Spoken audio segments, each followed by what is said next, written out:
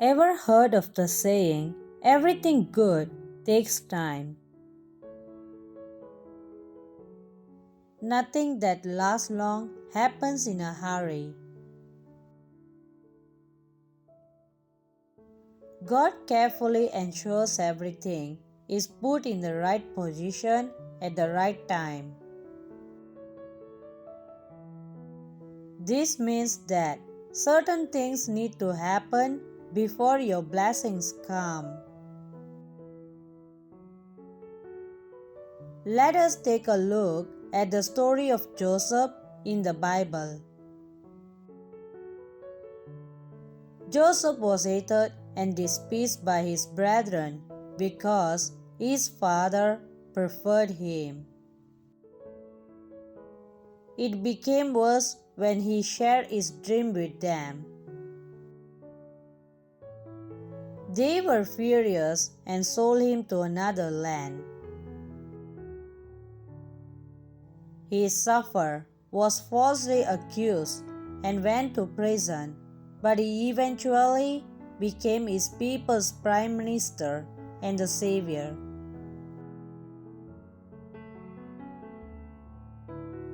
When Joseph was sold, can you imagine how he must have felt? Hurt and dejected would be an understatement. Study has it that he was about 17 years old when he was sold into slavery. Familiar ties are one of the strongest bonds. Joseph lost this at a young age. Now his reality wasn't looking like what he saw in his dreams, but God had another plans. We all know the end of the story. The rejected stone became the cornerstone. If Joseph wasn't sold into slavery in Egypt, do you think he could have become the man he saw in his dreams? Think about it. The beautiful thing about Joseph's story is that his dreams come to pass, literally.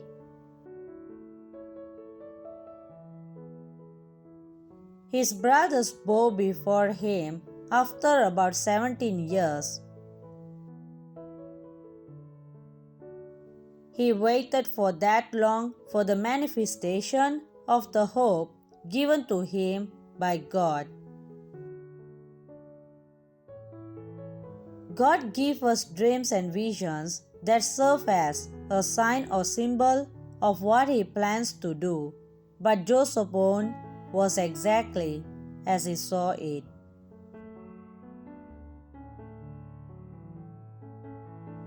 Isn't God just wonderful? Waiting on God is always a blessing in itself because it is God's way of developing you.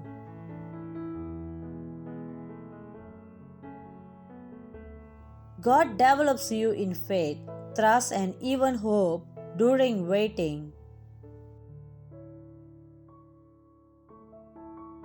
Abraham and Sarah were waiting for Isaac while a lot of other things were happening in the background.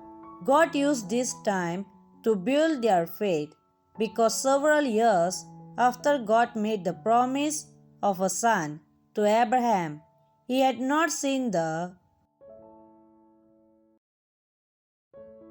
fulfillment of those promises. God used that period to build trust in him such that he had no doubts the next time God told him to sacrifice his son.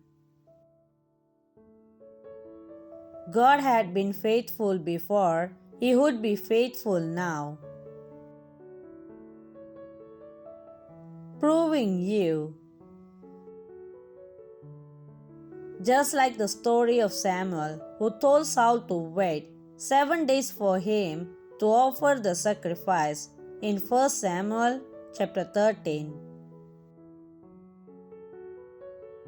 Sometimes God gives certain lengthy instructions to prove us and reveal the intents of our hearts. Someone once said that when God asks you to wait, you must understand that He knows you better than you know yourself and what's best for you. Improving, maturing, and teaching us in the waiting period, God works on our hearts in terms of motive. He turns the light of our hearts on to see why we do certain things, why we want certain things, and purify our desires and sets our hearts aright. If God were to bless you the way you are, or how you were some months ago, a lot of havoc would have happened. This is why waiting on God's time is one of the most critical periods of life. God holds you by the hand and walks with you. Dear believers, the benefit of waiting always surpasses the pains of waiting. Wait on the Lord. Do not walk ahead of Him. Wait for and with Him. God bless you.